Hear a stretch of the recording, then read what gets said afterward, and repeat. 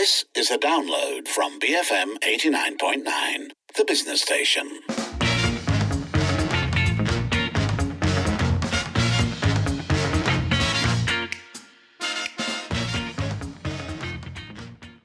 It is 5:07. You're listening to the evening edition with Sharmila and Lynn. So first up, the massive floods have affected more than 66,000 people so far. The focus really has been on getting everyone to safety, but we do also need to talk about mental health and psychological first aid. Yes, because let's face it, right? This has been a very traumatic thing. A lot of people were caught by surprise, and we're talking about, as you mentioned there, threats to actual physical safety that you might be feeling, but also feelings of loss. People have lost people have lost belongings. People are going to have to deal with the aftermath of this for some time, as and when they can return to their homes and actually take stock of how many things have been damaged, what else needs to happen now in order to fully recover, all these different things. Yeah, and as you actually covered there, I think there are many aspects to this, right? There is the immediate impact of having gone through something like this. I can't even imagine. And for different people, there are various things that they would have had to contend with: the loss of possessions, the loss of homes, the loss of livelihoods, the loss of life and loved ones in some cases. But then there's also going to be the mental and emotional exhaustion of having to deal with the recovery and having to pick up the pieces and try and reassemble life. And as we move forward as well. So as it often happens with situations like this, I think we do quite necessarily focus on the immediate need, the physical need. But often at times like that, then the mental health support tends to fall through the cracks. And I'm not even actually sure what we're offering in terms of that. Yes, because if we look at the kinds of aid and support that is being offered by the government as well as the people, it's really focused on moving people to safe ground, to higher ground. It's also focused on ensuring that people have enough clothing and food and sanitary supplies, all these different things. But in the midst of that, I'm actually not even certain from just a purely logistical point of view, what getting psychological first aid to people in these centres, for example, what that would entail at the moment. We bemoan often how we don't actually have enough mental health care professionals to begin with.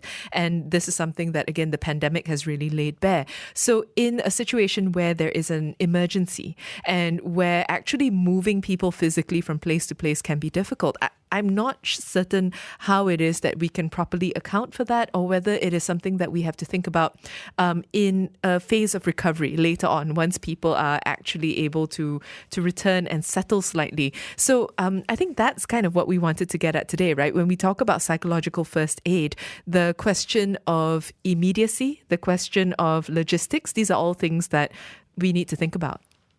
I must admit that until I spoke off air with our guest, who we'll be speaking to shortly, Hetal Doshi, I didn't even think about that notion of psychological first aid, also because so much of what's been happening is so fresh and quite overwhelming.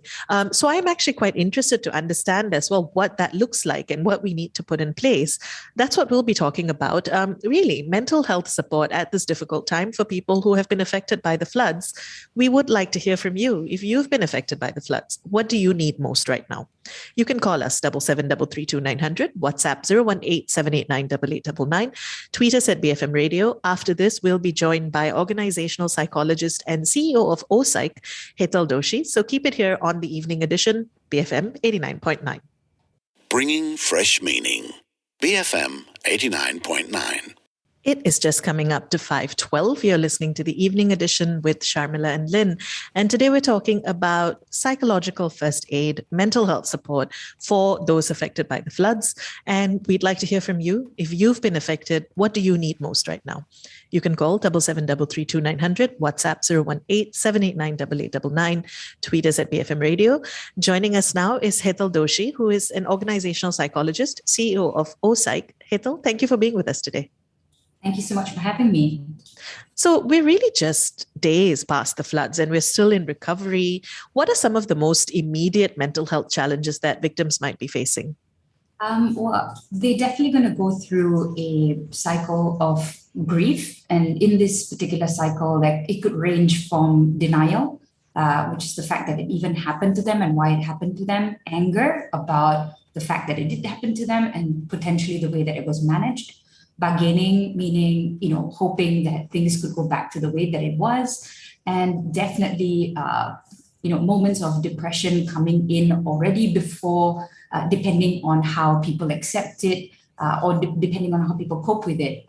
Some people may take a very quick time to accept it. Some could take years before they begin to eventually accept what has happened to them. These are the typical reactions that they would be going through. So in this context then, could you explain to us what psychological first aid is? Sure.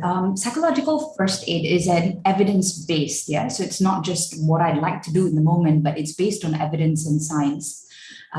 It's a humane and supportive response to a fellow human being who is suffering and who may need support. So it's a scientific approach to being able to support anyone who might be suffering.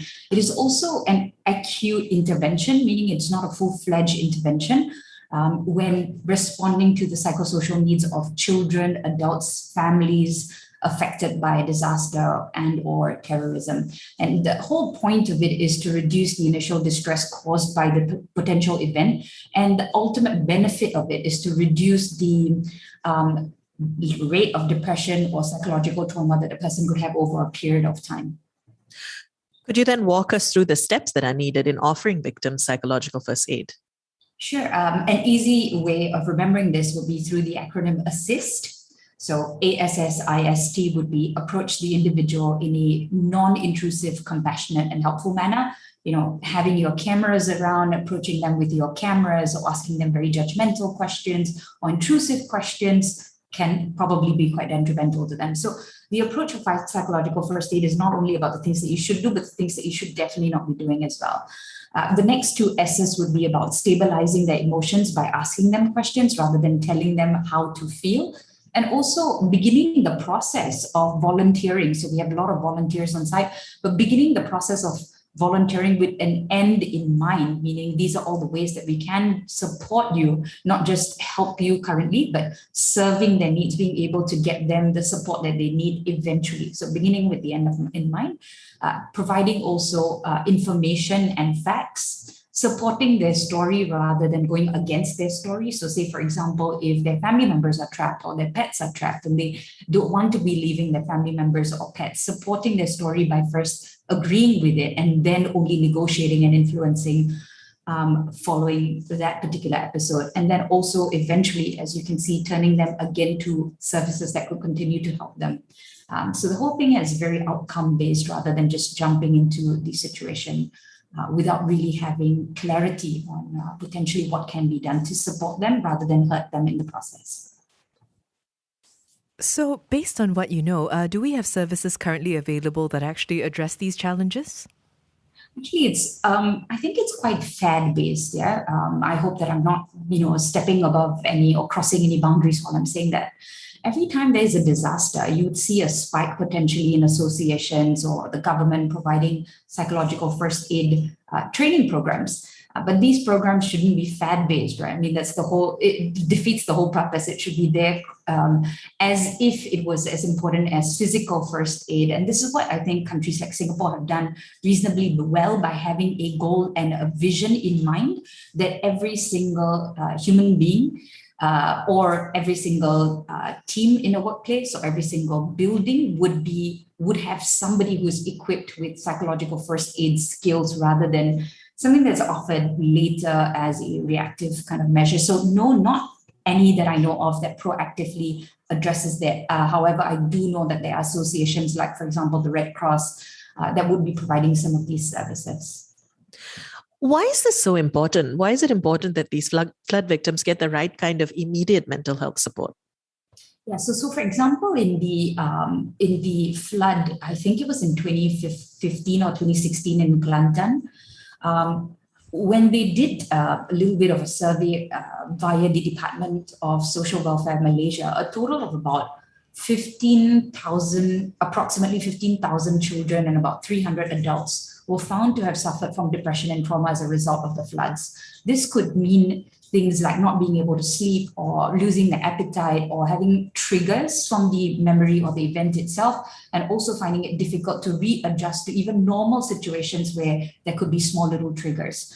The whole reason of having it is not necessarily just for the particular moment, but to reduce the impact that we tend to experience over longer periods of time. I think if anyone has ever gone through a breakup or a small crisis or big crisis, although it is really terrible in the particular moment, over a period of time, you kind of remember the memory with the same kind of passion that you did in that particular moment itself. And this is because it gets caught in our cellular memories. It kind of triggers a similar response as well. So it's number one, it's to reduce the long-term impact. But number two, it's really valuable for the volunteers. So volunteers tend to end up having very similar triggers to the survivors, because it is this event where both have a shared experience. Both of them end up having a very similar potential long-term effect as well. So being prepared before you go and help somebody who's in distress obviously gives you a lot more control. And when it comes to stress, the formula of stress, or the experience of stress as a formula, would be with regards to amount of control and amount of support that you have. So the more in control you have with the relevant skills and resources, the better it is for you as well. Obviously, support ends up being a standardized experience that the more of it you experience, the better for you as well. And I suppose, considering how chaotic it is right now and how many different efforts are being made for people who have been affected by the floods, how can rescue and relief efforts make time and make space for mental health care? It's really difficult to make time for anything while you're going through a crisis, much less helping others in crisis. Your adrenaline is at a supersonic speed. And everything that your body is telling you to do as a volunteer or a survivor is to just make sure that you are in a safe place and a safe space. So it's very unlikely that if you're not physically, if you're not psychologically trained, that you'll be able to do it in that moment itself.